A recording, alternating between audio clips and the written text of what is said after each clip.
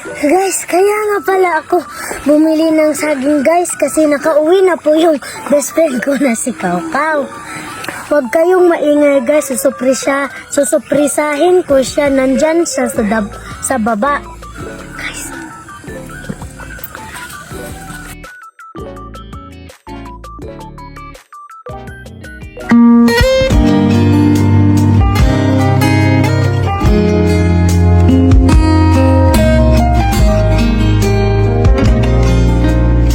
Guys, parang alam ni Kaw-Kaw guys na andito ako.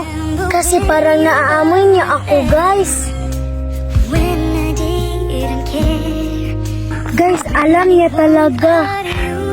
Papakitignan mo nga si Kaw-Kaw sa ibaba pa.